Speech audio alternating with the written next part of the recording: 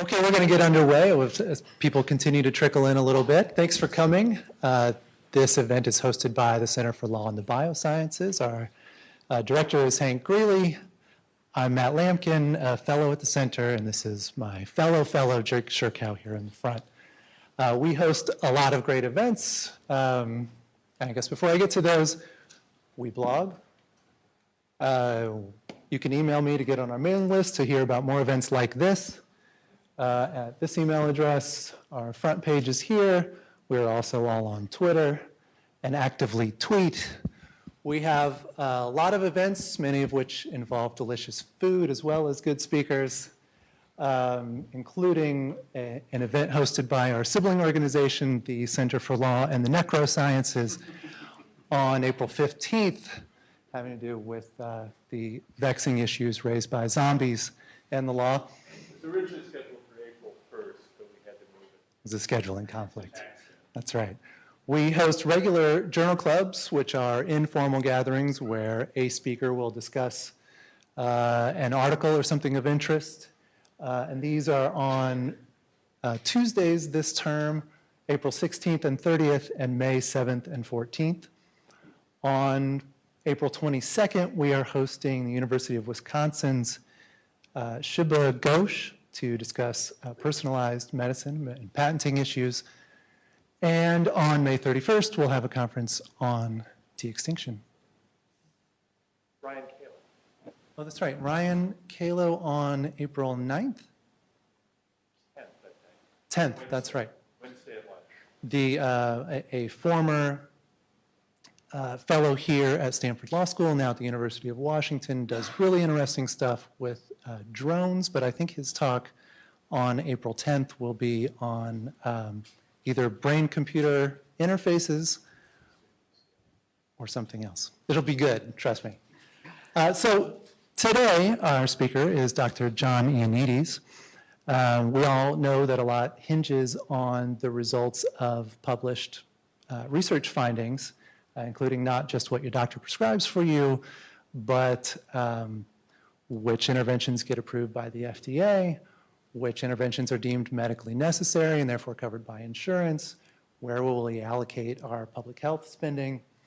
So a lot of very important questions hinge on the results of published medical research, but what if that research is less reliable than we think it is? And what if there are systemic reasons why these findings may be reliably unreliable?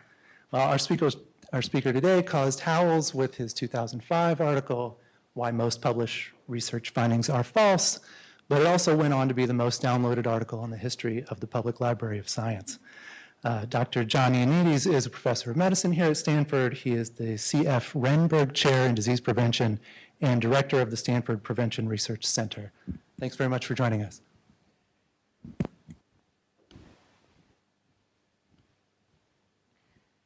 Thank you for the very kind invitation. I would like that to be more of a discussion rather than a formal lecture, and this is what I have been instructed as well. I have to say that I feel a little bit embarrassed finding myself giving a lecture in a law school when I'm completely ignorant about anything that has to do with legal issues and lawyers. So I will start trying to get a little bit of information from you, and I'd like to be taught about what's going on in legal evidence, because before I try to tell you a little bit about medical or biomedical evidence. So anyone who could give me some estimates about these very naive questions. Again, if you think that they're completely stupid, tell me so. But how common are errors for different court decisions? An innocent person found guilty, a guilty person found innocent, or effect size issues that the punishment or the penalty is too harsh or too lenient. Anyone wants to take a guess? I don't know the answer. I don't even know the ballpark. And is there any literature? I guess probably there's tons of literature on this.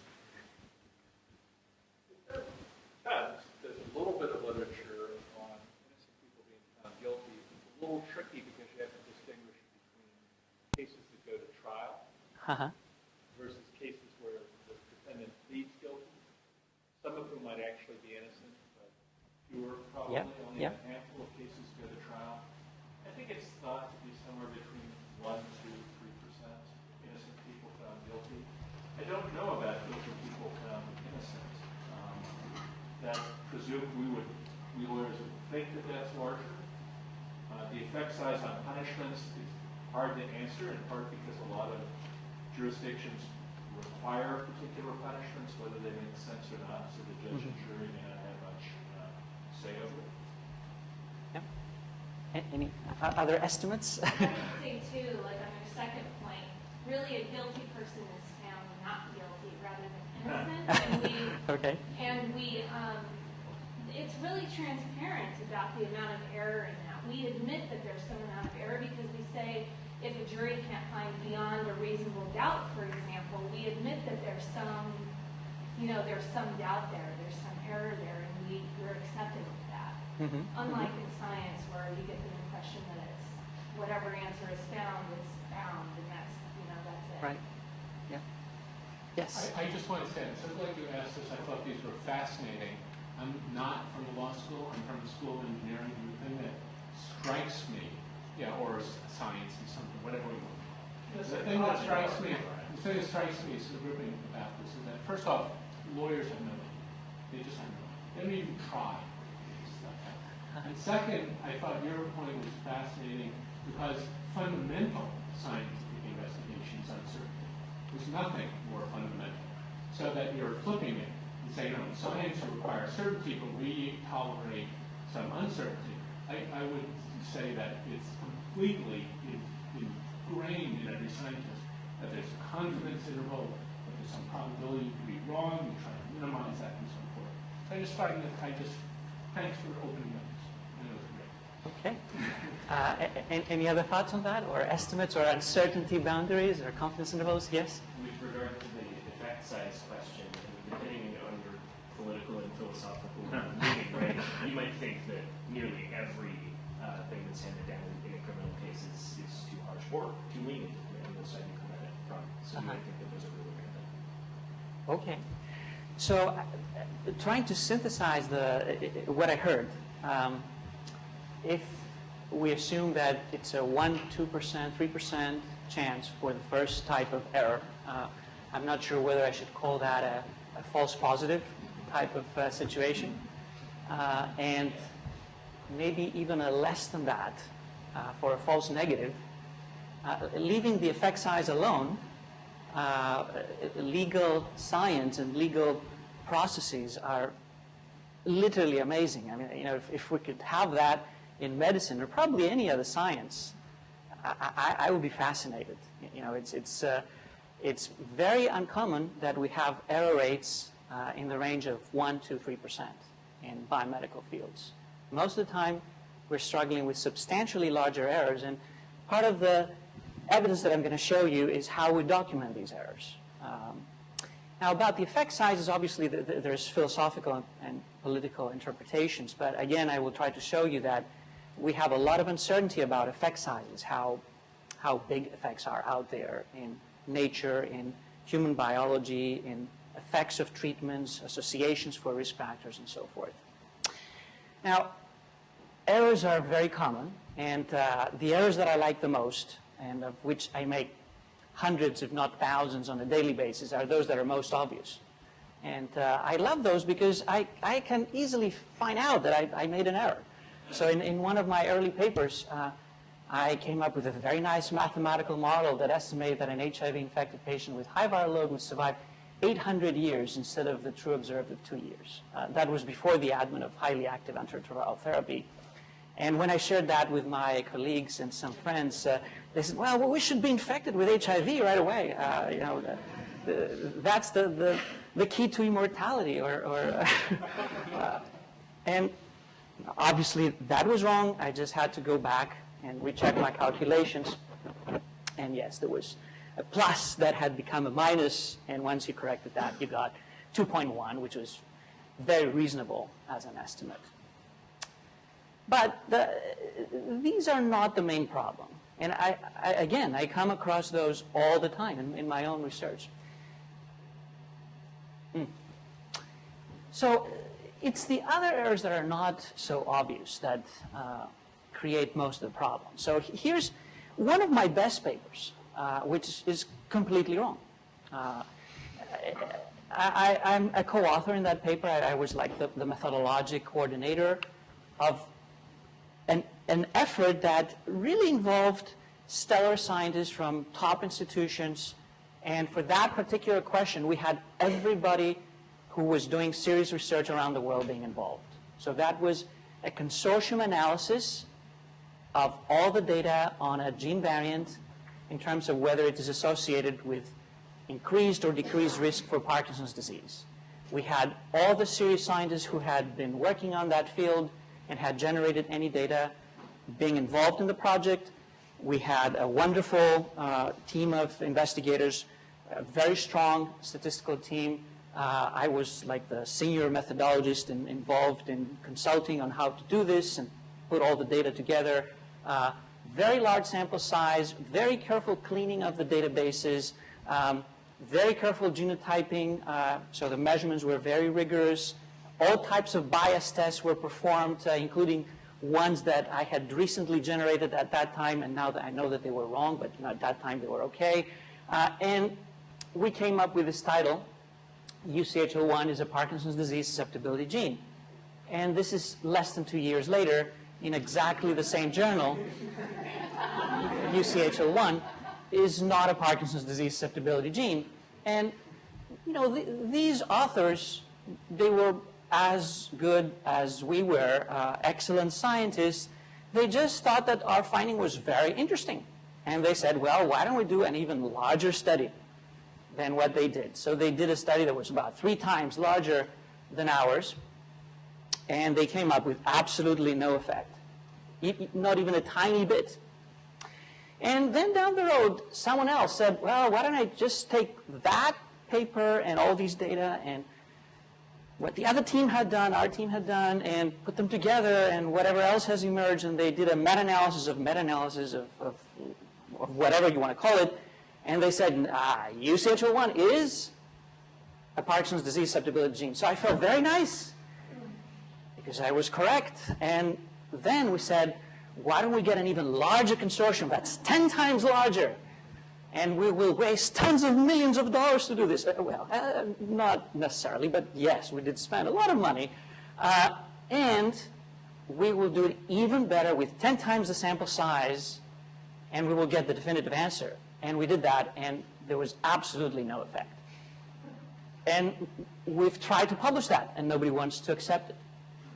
So currently the literature, if you read the literature on that UCHL1, the latest that you will see is a prestigious journal saying that UCHL1 is associated with Parkinson's disease. But we know as insiders that actually it is not associated with Parkinson's disease. How common is that scenario? Well, how common is it to find something that is significant in the biomedical literature or in other sciences? This is a very nice paper by Dan Fanelli that I have been working recently with.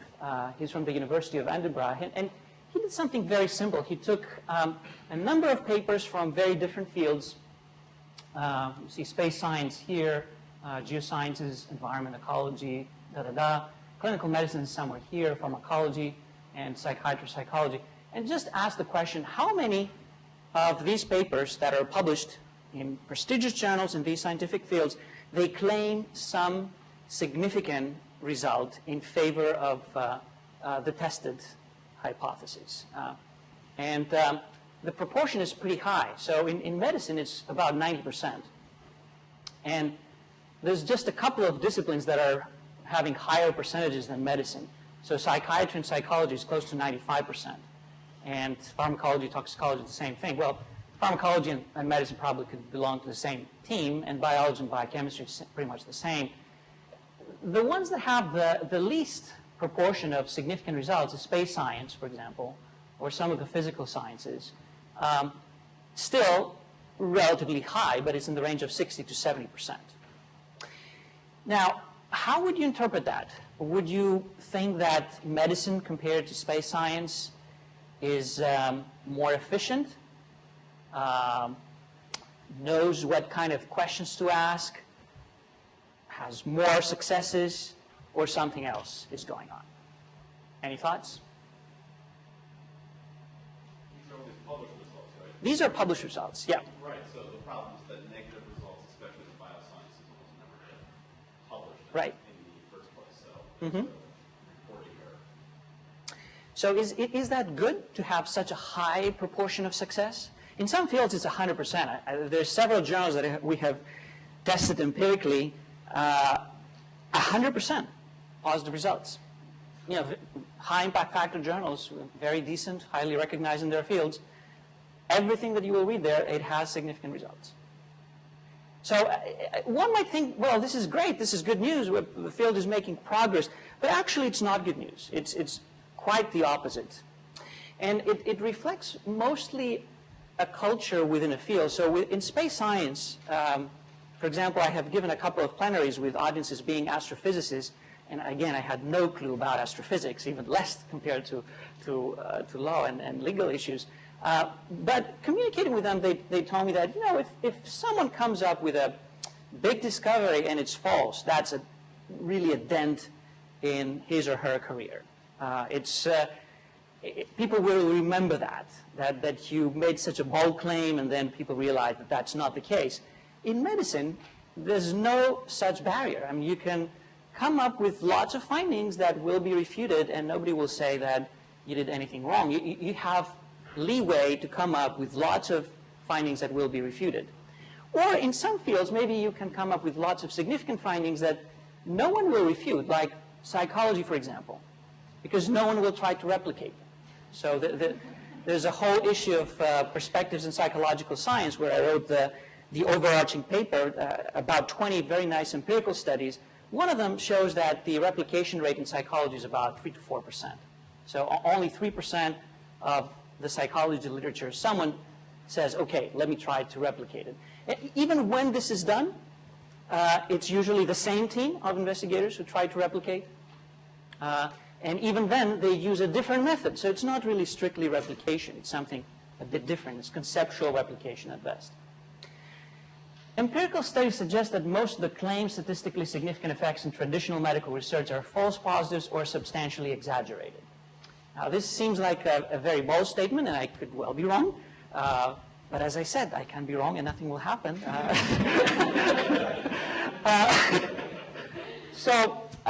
Here's one example. This is genetic associations of risk for various diseases and phenotypes. Until about 5 years ago, the way that we will try to find out whether a particular gene is associated with the risk of a particular disease, someone had to think very hard. So one had to immerse oneself into biology thinking and come up with a candidate gene that had some biological reason that it should be associated with major depressive disorder or propensity to smoke or acute coronary syndrome, a heart attack, or osteoporosis, or obesity, or blood pressure, or asthma in children. How would you decide that? I was doing that job. I had to think very carefully about these 25, 30,000 genes and what we know now about 20 million gene variants and cherry pick the one that was expected to do the trick. Don't ask me how I was doing it. Everybody was doing this. Well, doing that biological plausibility thinking, we came up with lots of associations. So over the years, we came up with 57 genes that were related to major depressive disorder, 359 that were supposedly associated with smoking, 70 that were risk factors for having a heart attack, 150 that were regulating bone density in our bones, and so forth. So hundreds and thousands of associations proposed in the very best journals, and genetics at that time was really the leading discipline in the whole of biomedical research. I mean, you know, Human Genome Project and prospects of really major progress based on genes. Now, 5 years ago, or I should say 7 years ago, we have a paradigm shift. People start realizing that many of these associations don't get replicated. When we try to test them again, they don't pan out. We don't see again these effects that have been claimed. Moreover, people realize that, well, maybe we should join forces instead of having just one team with a small sample size, try to test associations. We should just get together, create very large structures and consortia, and test these associations in very large-scale evidence. And third advance is that we have the ability, instead of testing one gene, we can test the whole genome just overnight. And it costs nothing. So we test everything, and then we correct for that multiplicity of testing. By doing that, we have the opportunity to go back and see, well, all of these hundreds and thousands of associations that we had claimed in the past and we had published in our best journals, how many of those survive with very large-scale evidence and very meticulous testing, and also with technologies that the error rate was less than 0.01% now. And when we do that, this is the survivors. It's the last column. There's 1 out of 57 surviving, 1 out of 359, 0 out of 70, 9 out of 150. If you sum these up, there's 1, 2, 11, 12, 13 out of about 1,200 associations that I'm showing you here. So the replication rate is about 1%. 99% of that literature was false positives. Here's another field. This is biomarkers. Biomarkers is another field that's very popular.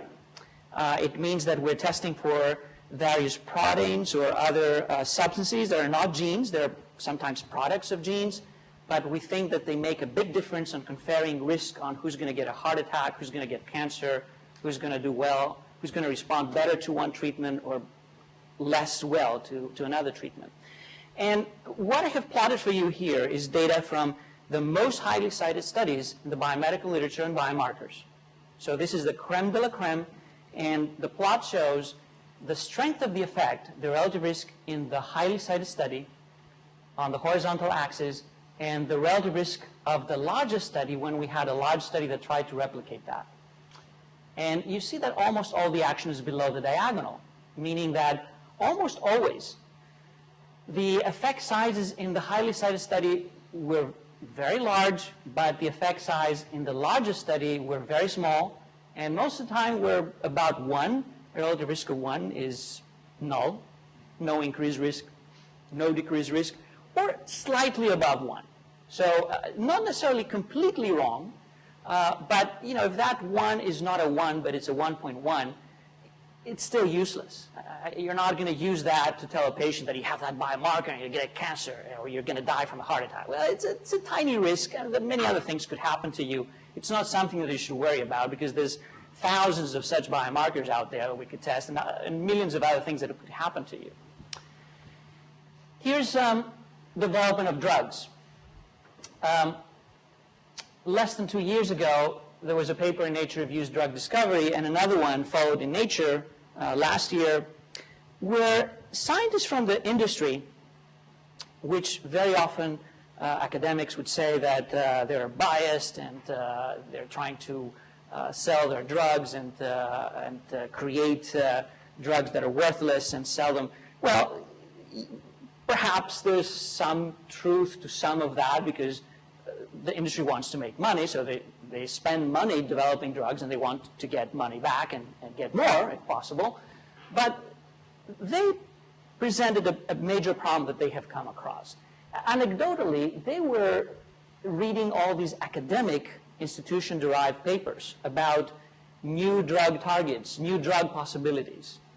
That seemed wonderful, and they were published in the very best journals by the best scientists in the best universities.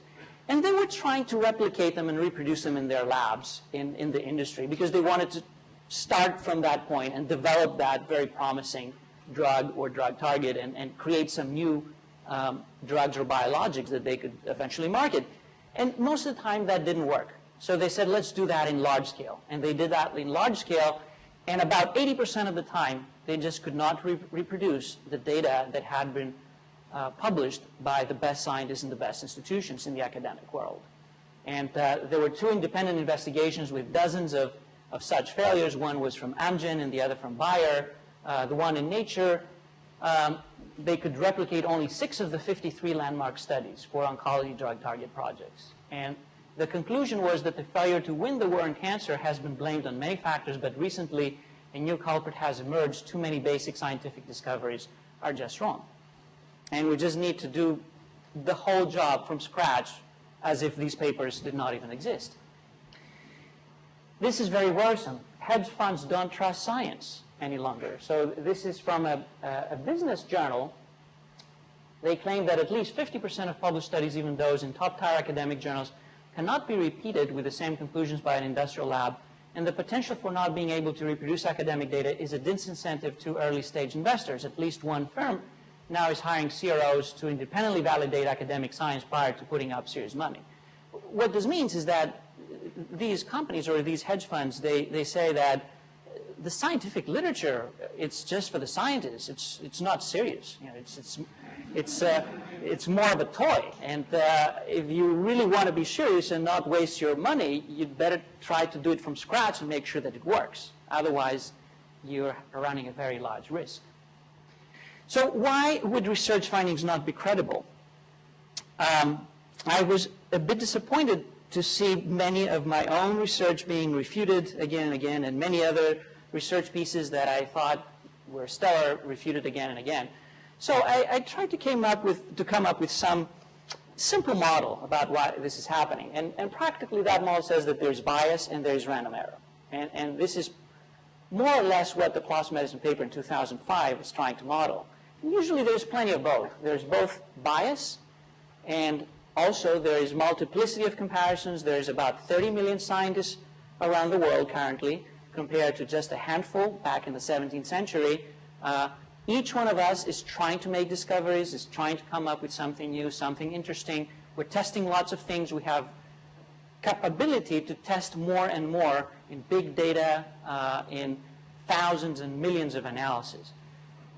So how many biases are out there? I wanted to make a list and get the definitive encyclopedia of bias. And to do that, I had decided that I would read about 20 million papers of PubMed. There were 17 million, actually, when I started doing that. I was reading a few every night and was slowly getting to my target. But my colleague, David Chevalerias from the École Polytechnique, said, why don't we ask the computer to read all the papers overnight? And that's what we did. This is a text mining exercise that generates a galaxy or communities or cliques of bias terms that are involved in biomedical research. So across the 17 million papers, we identified 235 bias concepts. Now, some of them are overlapping. They could coexist. Others may be very far apart. Some of them may be common. Others may be not so common. But to be honest, whenever I have been designing a study, I don't think that I have ever imagined about the possibility of 235 biases influencing my design and my results. I mean, I'm trying to think hard. I consider myself a methodologist, but I can think of 5 or 6 or 7 that may be the key ones, but there's more than that that one may have to take into account. Now, the consequence is that even in the creme de la creme of medical research, the refutation rate is pretty high. This is an empirical evaluation that I did a number of years ago. I took the most highly cited papers in biomedicine pertaining to interventions, so things that you would do that you could give to patients or tell them you need to take that drug or take these vitamins or take hormones or do something, and try to see how many of those, if you take the most highly cited papers that claimed effects for interventions, how many of those had been replicated. When it came to observational studies, 5 out of 6, whenever we did larger, better controlled, randomized studies, they were found to be wrong or grossly exaggerated. And Stan Young actually has recently come up with a more extensive list of 52 high-profile observational claims about interventions, and how many of those survived when they were replicated or tried to replicate in randomized trials. How many out of 52? Best teams, best journals, best epidemiology. Any guess? 5. Any other offer? Higher or lower? 0. 0 out of 52. So Stan feels that there's a systemic problem with observational epidemiology when we're talking about treatment effects. How about randomized trials, which means that they're experimental designs, that we randomize people to get or not get the intervention or get one intervention versus another, in theory, this should be very robust. And it is far better. It's about 75% replication rate. Still not 100%, but I'm very happy with 75%. You know, as I said, when you told me 1 to 2 or 3%, if I had that, I would really be the happiest man in the world if I had a design in biomedicine that had 97 to 99% replicability. So this means that many medical practices actually may have to be abandoned at some point.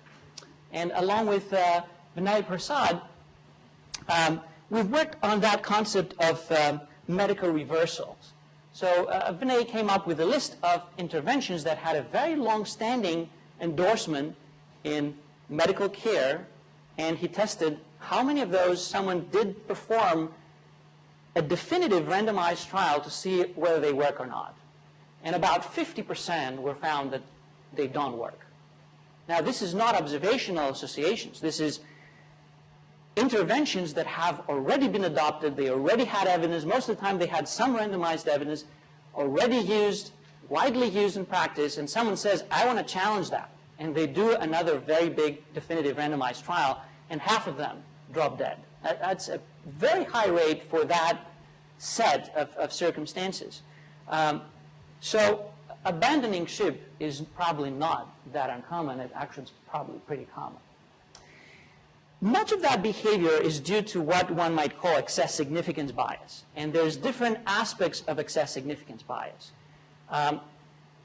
We want to find significant results. I want to be able to come to you and claim that I have found significant results. I have made new discoveries. I have discovered treatments that work or associations that point to increase or decrease risk and so forth. And biases could be of 3 different types. Results that become positive while they should have been negative. So this means that my original analysis plan did not yield a significant result. However, I had other options to analyze the data differently, with different adjustments, with maybe different inclusion and exclusion criteria, with different models and so forth, more or less follow-up, and therefore the result became positive, or with different outcomes, for example. Then results that are negative being suppressed is another possibility, which means that a negative result is not attractive to be published. So it's classic publication bias, and we just see the positive results out of many experiments that some of them have been negative. And the third is that fake positive results are created, which is pure fraud. Probably that comes to your domain, clearly. I don't think that fraud is common. I think that my feeling, I don't want to believe that scientists spend 255 years in training, and they do that to become frauds. There's so many other ways to become a successful, fraudulent entrepreneur or whatever. Why should you become a scientist? It just blocks my mind to think about that. Some frauds are discovered. They hit the news. They make big waves. And everybody says, yes, the science is fraudulent. I think it's just that they're so rare, actually, compared to the other problems, that this is why people get so excited. Now, the common denominator for all these practices is that there's an inflation in the proportion of observed positive results. And here's how it looks like: publication bias, other types of selective reporting bias, and publication bias. This is from a study that I did with Julianne Shakib and her husband, thank you for coming, on how you could get selective reporting in seemingly the more rigorous setting. These are randomized trials, so the more rigorous design, experimental design, and they're published in the best journals. So we have taken a sample of trials that are in the highest impact factor journals, and we tried to ask something pretty simple. How many of those report results with adjusted and unadjusted analysis for their primary outcome, and whether these results are different? So we found 40 of them out of 200, and in 18%, the results were different depending on whether you adjusted or not for anything. what does it mean? In a randomized trial, really adjustment should not make a difference because the two teams are randomized. So whatever you adjust for, there's no reason that you should shift the effect in one or the other direction. And it shouldn't really move much. But in 18%, the results were different just based on that tiny detail. Now, in the other 160, we didn't have the benefit of knowing what adjusted versus unadjusted results were like because they were not reported in the paper. So we got back to the authors and we said, could you please send us your protocols, what you had proposed to do in the analysis of that randomized trial. And some of them did, about 60 of them did. These were actually the best who shared that information with us. And in about half of them, what they had promised to do in the analysis plan was different compared to what they had published. So these are the best and the most responsive and the most transparent researchers for the best type of design in the best medical journals, and the analysis plan compared to the published analysis is different half of the time. This makes things a bit more complicated if we consider that there's no field in medicine, probably not in any science, that is just a single study that is pertinent to getting a result. Yes? The analysis plan is submitted to like some regulatory body, or the analysis plan, which analysis plan? The analysis plan that was in their protocol. The protocol that they like gave to their like R01? So the protocol, where it went, I have to assume that it went to the IRB to get the study approved. If the trial was used for a regulatory purpose, it must have gone to the FDA or the EMA for Europe or something equivalent. Very rarely it would have gone public because until now people have not asked for protocols. When I ask you this, we all often submit one thing to the regulatory body, and then as you do the experiment, you realize that something needs to change. Something needs to change, yes. Publish is more reliable than what should happen. Absolutely. So I'm willing to accept that a protocol has to evolve to some extent based on what you encounter down the road, but not for this type of detail, because there's really no reason that you can justify that an adjusted versus an unadjusted analysis is better. Even if you have some more data, it's a randomized trial, methodologists have been debating forever whether it's better to adjust or not adjust. People would say you can do whatever you want, but just decide what you want to do and just follow that. So I know in biological sciences it's frequent that one would adjust during the process. But I should, maybe some of you know the story better than me. The physics community, particularly in the high-end CERN type experiments, the younger scientists there said, enough of this stuff. Before we go and we run this experiment, you take your analysis and you put it on DVD or CD or put it in the cloud somewhere. And you can run those analyses on the data that you collect. But you can't just start hunting and making stuff up. And so they took this problem quite seriously, and particularly, I gather, it came out of younger physicists. Absolutely. You know about this stuff? Yeah, no, I think that several other fields are far more transparent about how the protocol is built and having the full analysis code and algorithm publicly available for anyone to check it again and see whether they... And in advance, exactly. Yeah, but this has been very uncommon until now in most of the biomedical fields, including clinical trials. So here's some network geometries, as I call them. These are the comparisons that exist in randomized trials about treatment options that we have for managing what are called neglected tropical diseases. So this is some work that I did with Shanti Kapagoda here from Stanford. Shanti is an ID fellow, infectious disease fellow, and she said, I'm very interested in these neglected tropical diseases. Why are they neglected? Well, they're neglected because about 1 billion people are affected, but that 1 billion is those who have no money to pay. So no one is really interested to spend a lot of money to develop treatments for someone who will not pay for them. Nevertheless, there's a lot of trials. So we came up with 113 trials for schistosomiasis and 78 trials on ascariasis and 77 hookworm and 66 on trichuriasis. And there's 16 such neglected diseases. Each one of these trials is one link in that chaotic geometry.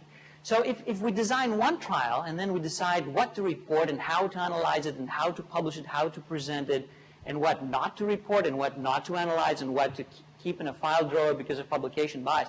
This is just a small piece of a much bigger picture of evidence that if we really want to know how to treat schistosomiasis, we really need to know about these 113 trials, and not just those, because these are just the published ones. Maybe there's another 100 that are not published. So to really know what is the best treatment among the 30 different ones that have been tried, we need the whole picture. We cannot really make inferences based on single papers, single studies, or single results. So here's some solutions to these problems. First of all, I think that increasingly in biomedicine, we realize that we need to learn to live with small or even tiny effects. There are some effects out there that are clearly big, like smoking and lung cancer, or lots of cancers, or heart attacks. The risk increases 20-fold. Or asbestos and mesothelioma, which could be an industrial exposure and could become a lawsuit. We're talking about 40 times increased risk for people who are exposed versus those that are not exposed. There are some big risks out there, and those are probably more likely to hit the courtroom in lawsuits, but most of the risks that we're facing are pretty small. To give you one example, one of the best things that one could do is increase consumption of fruits and vegetables. I love fruits and vegetables. So, and I fully endorse that this is a wonderful thing to do. But what is the relative risk for cancer risk if you increase your intake by 1 serving per day? So if we increase 1 serving a day and we had 100 cancers happen without that increase, if we increase by 1 serving a day, how many will we get now? Any thoughts? 99, yes, exactly. 99.3. So is that worthless? No, it's not worthless, because we're talking about something that everybody could do. So a 1% or even a 0.7%, and maybe it's an underestimate, who knows. But even a 0.7%, if we're talking about hundreds of millions of people dying from cancer, we're talking about 1 million lives saved. This is wonderful. But it's not like we will decrease cancer by 50%. We need to do other things to build on that 1% to make it 2% and 3% and 4%. And when we are performing very well designed, rigorously conducted, rigorously analyzed and presented studies, eventually we find lots of such risks or treatment effects that are in that range. If not 1%, it could be 2%, 3%, 5%. They're definitely worth documenting.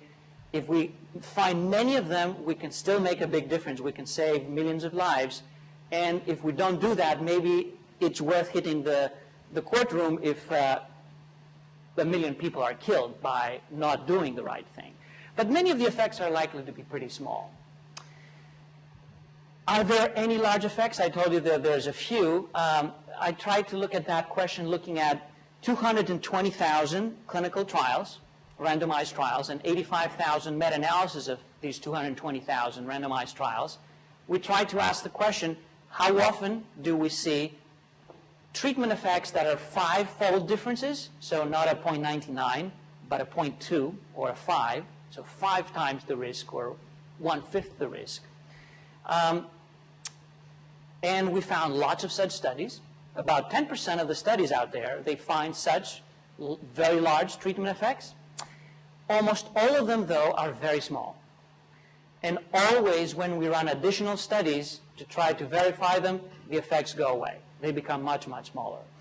If you want a very strong effect, a relative risk more than 5, for mortality, death, like decreasing mortality by 80% to 1/5 or less, that has been studied in studies with good internal validity, no major biases that have been discerned, that has been replicated in at least 2 studies, and that has strong statistical support, a p-value of less than 0.001. How often do you see that in that collection of 85,000 interventions and their outcomes? Any guess?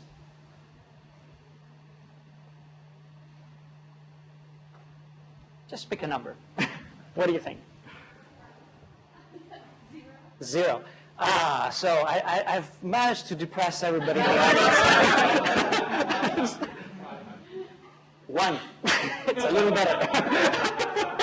So now, does this mean that there's only one such treatment that is so effective? No, there's more. So insulin for diabetes, clearly it is as effective. But when it was developed in the Joslin Clinic, when I was doing my residency, well, about 60 years earlier,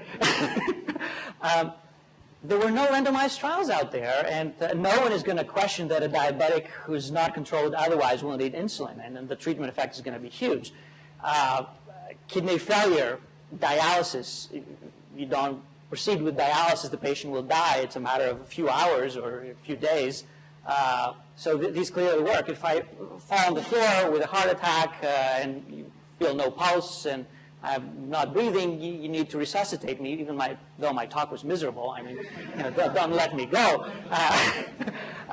So it's, there are some treatments that are very effective. Most of those have not been tested in randomized trials. So now that we have experimental testing, it's not common to see such huge effects. Adjusting effects downwards. This is another possibility, especially when one is reading new papers about new treatments in major journals. So this is an empirical study that we did. We took the three most highly cited journals in medicine, New England Journal of Medicine, JAMA, and Lancet. And we looked at topics where these journals had published a randomized controlled trial, and there were other trials on the same topic, the same intervention, same outcome, like all of them about death, in other journals. Less prestigious, but still decent journals, but not these journals that are at the top of the top with 3% acceptance rates. Now, what we found is that if these trials that were published in the very prestigious journals were large, the results were very commensurate with what you would see in other journals. There was no difference. But when these journals publish small trials with very large effects, small being with less than 30 events, like less than 30 patients dying, or less than 30 patients having a clinical disease progression, their effects were grossly exaggerated. The effect was about double, 1.8-fold, in the prestigious journals versus the other journals. And as I said, most treatments don't really have effect size of 1.8. So the exaggeration was as big or even bigger than the typical effects that we see floating around. So if you see a big claim hitting the news, first study ever, but small study with limited evidence, even if it's significant, better wait a little bit. It's still too early to make a decision. Large-scale collaboration. I think the physical scientists have learned the lesson a long time ago. Biomedicine is moving in that direction. Many fields have started creating very large collaborations where instead of having many teams probing small sample sizes, you create a big consortium where everybody joins and includes their data, and we have more rigorous evidence that's more standardized and have more transparent processes of design and analysis. So this is one such consortium that I have been involved, looking at whether specific gene variants are associated with modulation of smoking behavior. And as I showed you in one of the early slides, in the Candida gene era, we had identified 359 genes that we thought were associated with whether people smoke or not. And when we did that with that big consortium of about 200,000 people, we found only 4 genes. So going down from 359 to 4 may sound disappointing, but these 4 have very rigorous support, and we know that they're true, and we can take them to the next step to think about their biology and whether we can develop treatments or anything else based on them. I think multiplicity could be taken into account, not just in genetics. It could be taken into account in environmental studies. Instead of testing one risk factor at a time, you can look at the whole space of exposures to different risks, and this is one way to do that. This is from a paper that I have worked with Chirag Patel and Atul Butte, where we look at about 300 environmental exposures in terms of their association with lipid levels. And you can take the multiplicity into account in what we call an environment-wide association study. Standards for research reporting have been evolving over the years, and in the last decade there has been a lot of progress. There's an effort called Equator that is like a house for all standards of research reporting for randomized trials, for observational studies, for diagnostic test studies, for prognostic studies, for tumor marker studies, for genetic associations, and so forth. What does this mean? It means that we're trying to put some rules in place on how particular types of design should be reported to maximize transparency. If one is running a randomized trial, there's 20 things that one should know about, and these should be reported, and we can check what was done for each one of these 20 things. So transparency, I think, is very useful. Registration and publication of all data. This is a battle that has been fought for several years now. Since 2005, there is a registry for randomized trials, clinicaltrials.gov, which means that all the major medical journals pretty much have agreed that unless a randomized trial is pre-registered when it starts, when it finishes, they're not going to publish it.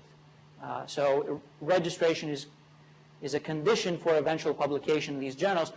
By that means we can know that these studies exist. So they cannot completely disappear. Even if someone doesn't publish the results, at least we know that they have happened and someone started doing them and they got some results. So where are they now? Well, let's try to see what did they find. There's about 10, 12 registries now, and there's tens of thousands of trials that have been registered in the meanwhile, so this has been very successful. Actually, there's a few 100,000 trials that have been registered, but still many randomized trials do not get published. So here's one example, H1N1 vaccine. You may all remember about 2.5 years, well, 3 years ago, when the pandemic of that very dangerous H1N1 virus of influenza was floating around. There was a very rapid response, and 80 randomized trials were designed immediately. And about a quarter of them were published. 2 of them were published in New England Journal of Medicine very quickly, within a few months from the start of the recognition of the pandemic, and then more in the same journal, and then in other major journals, and then some in specialty journals. And as the problem abated, by early 2011, this is 2 trials that were published in the same journal, a very low impact factor journal. So by that time, you had to offer 2 trials to get 1 publication. And after that, you couldn't even publish anything, even in the least impact factor journals.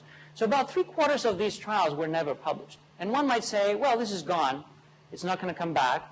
I'm not sure about this. We may still have the same virus coming again. It worked, yes.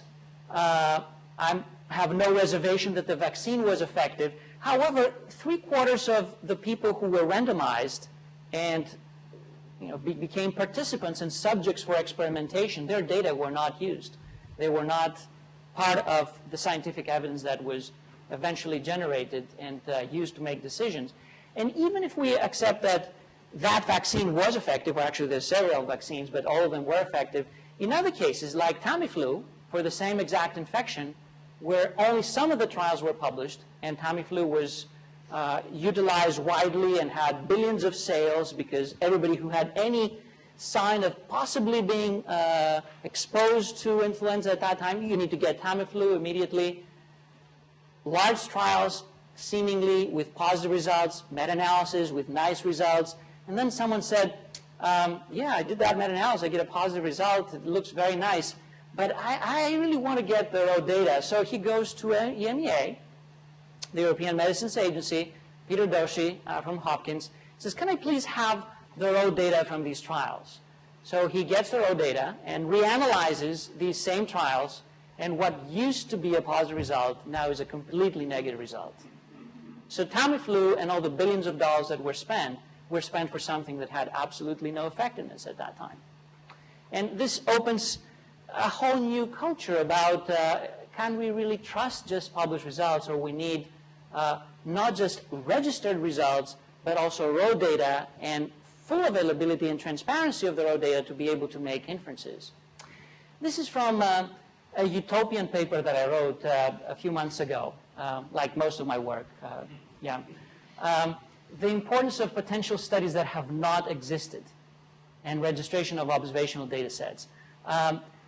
Studies that exist are okay, yes, but I'm very interested in studies that don't exist. And what do I mean by studies that don't exist? Well, what is a study? If you're thinking about a randomized trial, it's very concrete. You need to find the patients, get informed consent, recruit them, follow them. Some of them die, some of them survive. Things happen to them. You record what happens, and then you publish the results.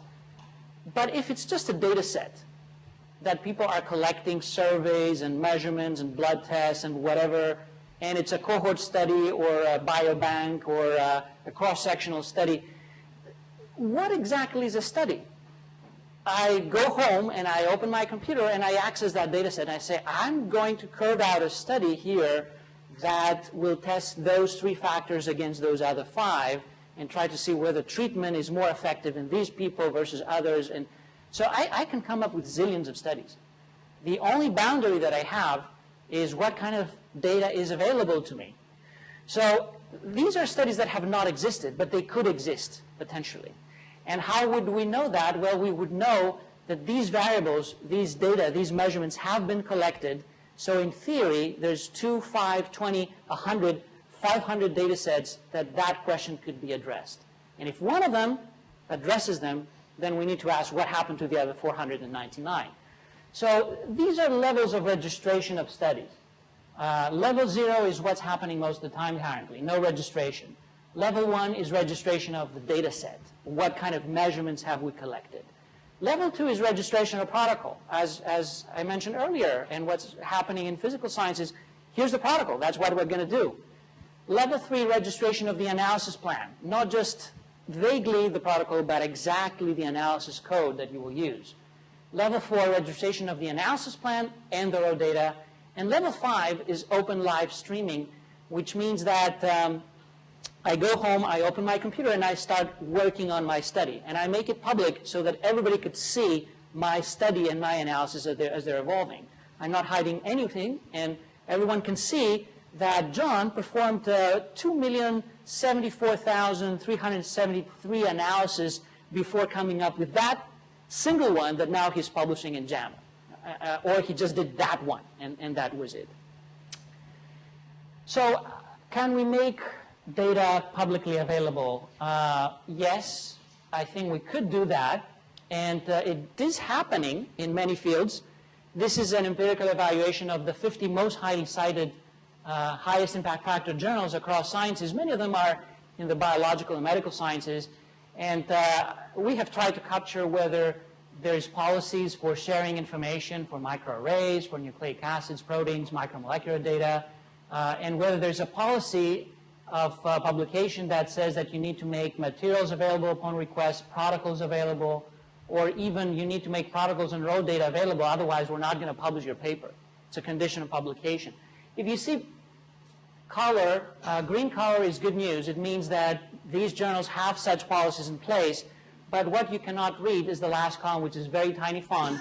There's tons of zeros here and a few numbers larger than 0. This is how many out of 10 papers that we probed from each one of these journals actually followed these policies that were in place in the journal. So the journals did have policies in place much of the time to share that information or even make it a prerequisite for publication, but adherence to the protocol, to that policy was uncommon.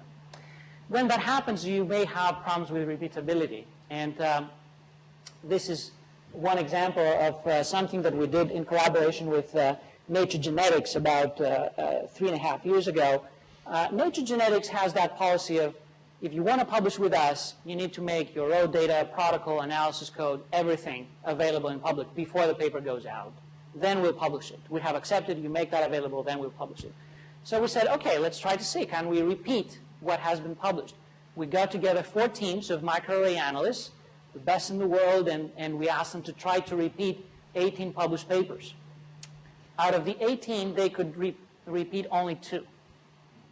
So a few more could be reproduced, but with discrepancies. More than half could not be reproduced at all. And the reasons were that actually the data was not available, even though it was supposed to be. The software was not available. It was a homemade version that had disappeared. The methods were unclear, so even superb scientists around the world could not agree on what the methods meant, or it was very clear, but the result that they got was different, and several teams got a different result compared to the published paper. So this is one of the highest impact factor journals across all sciences, the one with the most transparent policies in place, the best experience in such policies, the best scientists, the best papers, and still repeatability rate is 2 out of 18. Pretty scary. So I think that any ideas about how to improve validation practices would be very useful. This is something that I wrote with Moin Khoury about 1.5 years ago, trying to make some suggestions on how to improve validation practices in large-scale omics research, but it could apply to any sort of biomedical field. What we say is that one needs to think about a reward system that focuses not so much on discovery, because we just have tons of discoveries, we just don't know what to make of them, but on reproducibility, something that people can trust and they can use and take it for granted with that uncertainty that will surround it, that it's a stepping plan that we can move to the next step and we can trust what we already know. And finally, I'll close with that idea. Who should be doing that? So who should be setting the rules, for example? Who should be performing the studies? Who should be reviewing the evidence? This is something that I wrote for BMJ with Peter Getze, where we argue that we need to even think about who are the scientists doing different pieces of the scientific puzzle. So for example, synthesizing the evidence, do we want content experts who have conflicts, some of them financial conflicts, others maybe even just academic conflicts, and they have come up with a theory that they want to defend to death because it's their theory. Should they be the ones to be involved in synthesizing the evidence and moving it to the last steps of implementation where it reaches patients eventually and healthcare systems? And we feel that this is not a very good idea. I think these people should be consulted. There should be an open discussion with them, and any questions about what the evidence means should be discussed with them, but probably they should not be the ones who are eventually dictate how the evidence should be translated. This is a possibly utopian target, but maybe not so utopian. All research data should be available in public by default. This includes protocols and analysis codes. One could think of open crowdsourcing and more of an experimental option, live streaming of research in the making. Could that be a greater disaster? It could. I'm not saying that we should implement that immediately. Several other scientific fields have implemented some of these pieces with pretty good success. I would argue that for whatever is uncertain, we just need to test it with a scientific method, ideally with an experimental study. I would like to close with just a few names about my collaborators. It's very difficult to put the names of everybody who has worked with me over the years. I have to say that everything that was correct in what I showed you was their work. Whatever was wrong, it's my responsibility. Thank you.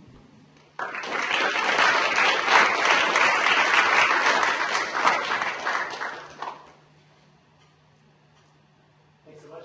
We have time for questions, and I would ask you to speak into the microphone because, as you know, this is being recorded. This will help the video camera pick up the audio. Okay, I'll go first. So obviously this is a pretty bleak picture overall. You've talked about some ways that we might be able to enhance the reliability of biomedical evidence. What should we do in the meantime from the perspective of policymakers and practitioners? I mean, should practitioners be intervening less? What do we do in the absence of confidence in even some of what appear to be the sort of most high-profile, most often cited? So I think that it has to be seen on a case-by-case basis. There are several situations where probably healthcare and practice is overreacting and overtreating and overdiagnosing and overtesting. There may be others, actually, that the evidence is pretty strong that a treatment is useful or a diagnostic test should be done, and it's not adopted or is not uptaken to the extent that it should have been. So I don't want to give a prescription that just do less and cut back and just abandon interventions. Sometimes what needs to be abandoned is not doing anything and doing the right thing. On the balance, if one were to look across biomedicine, probably the overreaction and the over treatment and over-diagnostic testing is probably more common than the under-reaction, under-treatment, and under-testing. Now, that means that it has policy connotations. It has cost connotations. It means that, according to the Institute of Medicine, about $750 billion a year are spent for healthcare that is not needed. And maybe even that is an underestimate. It could be over a trillion, actually. And if we could salvage some of these funds and some of these wasted treatments and tests, maybe we could use them to some better result by maybe furthering some of those that do work and maybe even more research or other societal benefits. So clearly there's an efficiency problem, and clearly solving that efficiency problem does require people who understand the magnitude of the issues and decide to move them towards policy action. Do you have any confidence in sort of the comparative effectiveness movement or the idea that we ought to structure something like what NICE does in Great Britain to fill that kind of role? So I'm willing to take any offers for efforts in that direction, and comparative effectiveness research is clearly one such movement that has tried to improve our perception of comparative evidence and moving it to implementation. There are still caveats. So, for example, in this country, comparative effectiveness research very much has been almost seen as the same as large observational analysis. And most of that research focuses on large administrative data sets or electronic health records or data-rich sources where people could compare treatments and see that one is better than the other, or treatment versus nothing, or different populations or different settings. I think this is useful, but to be honest, if really the effect sizes that we're talking about most of the time are so small, that's not the way that I would approach them with large, non-research-oriented, uncontrolled, or non-randomized, big, noisy data. I think that the risk of getting lots of false signals is pretty high. So people argue, well, if you want to do that, you need to run very large randomized trials. And these are very expensive. But to this I would reply, well, they're expensive because they can give you answers that can save you billions, if not trillions of dollars. So if you can spend, let's say, $2 billion on such an agenda, but save $500 billion, I would argue that that agenda is useful. But it seems that there's not much interest to move in that direction. People are a little bit scared that we don't have the resources for these large mega trials. And I don't really agree for that. I mean, we can continue wasting billions of dollars in quote-unquote research that has questionable performance characteristics and continue wasting trillions of dollars in healthcare that doesn't work unless we say we will try to get the best answers with the best design. Thank you so much. I loved your talk. I have a question. I'm really interested in physician performance measurement, and we know that measuring physicians and using process measures and outcome measures really changes their behavior and what they do clinically. And I'm wondering if there have been any studies that you're aware of that look at the comparative reliability of the evidence used to generate those measures versus the average reliability. This is a very interesting literature. I'm not an expert in that field, but my feeling is that it's a literature that would benefit from better controlled randomized trials because there's many different ways that you can evaluate performance, or you can audit performance, or you can give feedback, or have some correctional approaches to try to improve performance. And I'm not sure that they all work the same. I'm not sure that they work in different settings, for example. In the same way.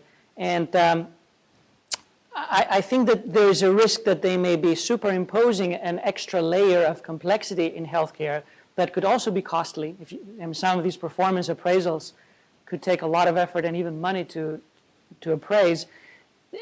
I would like to see what works best. I'm not saying that they would not work, but I would like to get a more evidence-based picture of what exactly we need for performance appraisals. There's a paper coming out in JAMA this week for which I wrote an editorial, and it's pretty much on exactly that topic. I mean, they make a claim that hospitals that don't have, based on their structure, this kind of performance appraisal and feedback, and they get reimbursed for whatever they do, regardless of cost containment issues, that they're trending to worse outcomes. And this is an observational administrative type of information.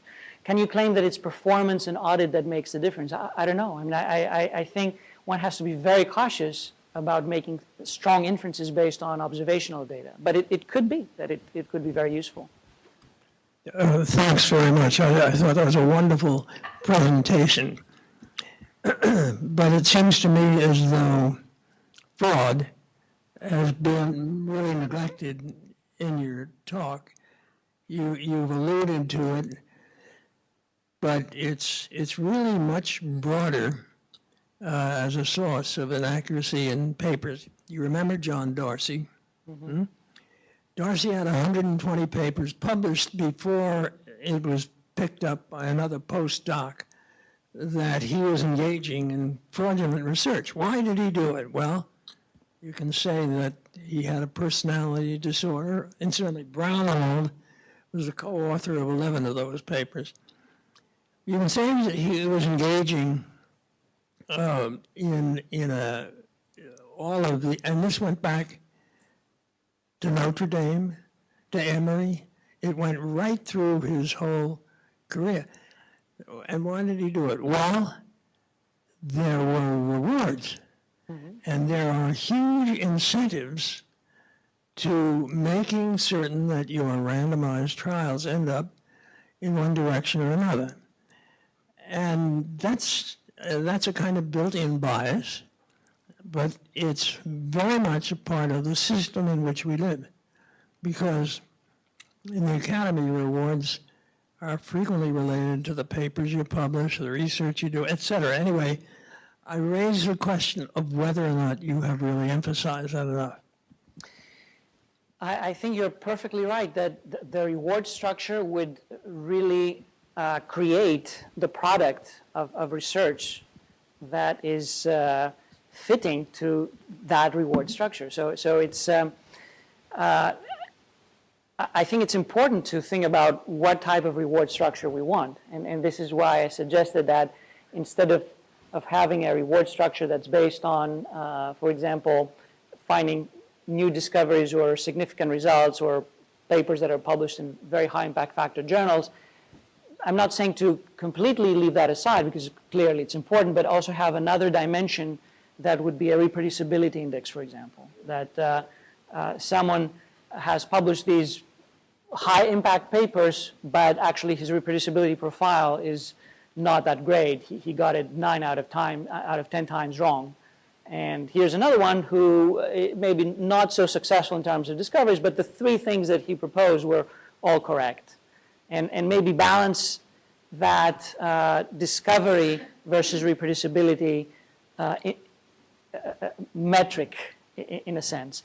Now, this is something that it's not going to happen by just one scientist. It's something that needs to be thought and adopted at the level of universities, funding agencies, journals, professional societies. It has to be a community effort for science to adopt more of the reproducibility culture rather than just the discovery culture.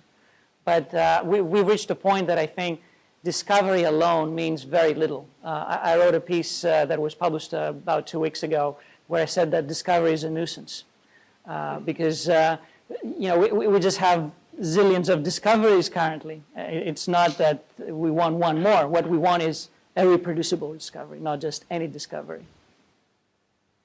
Thanks. I want to add my voice. This is a really nice presentation.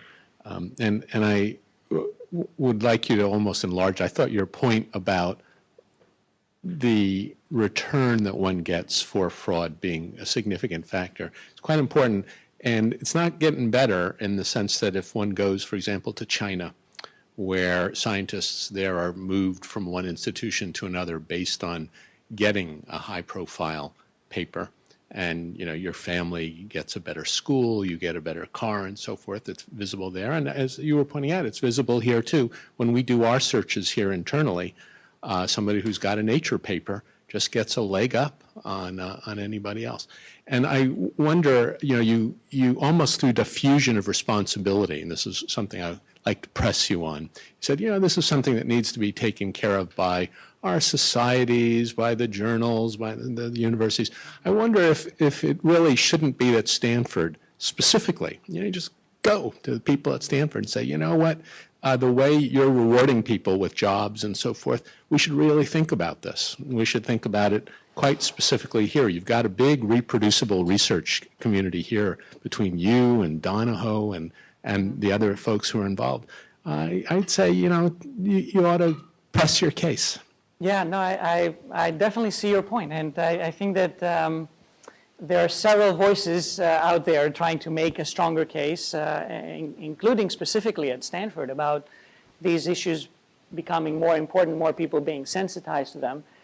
I think that in order to change policies, it has to be done one step at a time. So you need to find audiences that are receptive and they understand that the issues are important. They want to adopt changes that are being proposed. At the same time, I still feel that as we make such changes, it's always good to be able to go back and test some of these changes. Ideally, not just go back, but test them experimentally.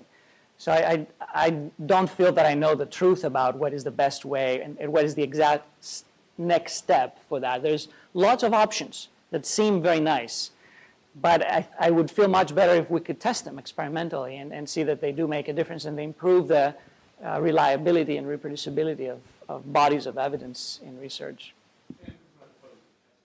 Yeah, it may be an ideal ground. Yes, I fully agree. There are a lot of fascinating things you talked about that raised lots of issues that I'd like to talk about, but I'll stick to three. One of which is kind of a clarification, the other two are questions. When you asked earlier what percentage of criminal guilty verdicts are wrong, what I gave you was based on a recent paper by a guy at Michigan named Sam Gross. And what he was looking at was in what percentage of guilty cases, particularly in death penalty cases, because those are the ones people look at most, is it later determined that the person was factually innocent. That's not the same as reproducibility, really. And nobody, I think, has had the heart or the guts or the stamina to actually try to run the same trial over and over again, and each time through it would likely be different. So it's what's accurate varies in part. What that means varies in part on the context in a way that makes the criminal trial case harder to compare to what you're looking at. The two questions, one's actually an observation, I suppose. I like the idea of making all the data public, except I think then you run into another problem, which is all the individuals whose data, all of the human beings whose data you are putting up on the net didn't necessarily expect it all to be up on the net, and there is no way we can honestly tell them that they can't be identified. Absolutely. Because if somebody wants to try hard enough, they can almost always figure out a way to identify them. So you've got a potential conflict there with the privacy interests and rights of the subjects, and I wonder what you think about that. I fully agree. I should have clarified that up front. I'm not saying that one should bypass informed consent for making that information publicly available. I think that it should be built within the informed consent, that once you participate in research, and I'm willing to accept that it could be some types of research, those that would be most important for making eventually decisions. I don't think that if people are informed that this is happening, they know that if they participate, that information will be publicly available, then I think it's pretty fair. Participation in clinical research has pretty much dropped and plummeted over the years. So currently, in most diseases, less than 1% of patients are interested to participate in clinical trials. Why is that? Somehow, we're not making a very convincing case that this is really a contribution to science and to society and to improving our knowledge about health.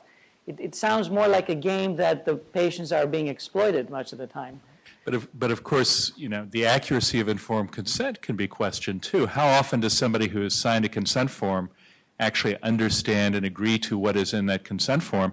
Yeah. And my guess is if you actually made research subjects aware of the fact that every temperature reading, every blood sugar reading, every dose they took of every drug, all of their weight is going to be on the internet, accessible to anybody, and that you cannot guarantee that people won't be able to re-identify them. Of the people who are actually paying attention, I don't think you're going to get very many people who will sign up for that. There will be a few, but they will be a really skewed sample of the population, causing being a confounding variable in a variety of unpredictable ways. Kind of the information altruists that Zach Cohane and Russ Altman have talked about. Yeah.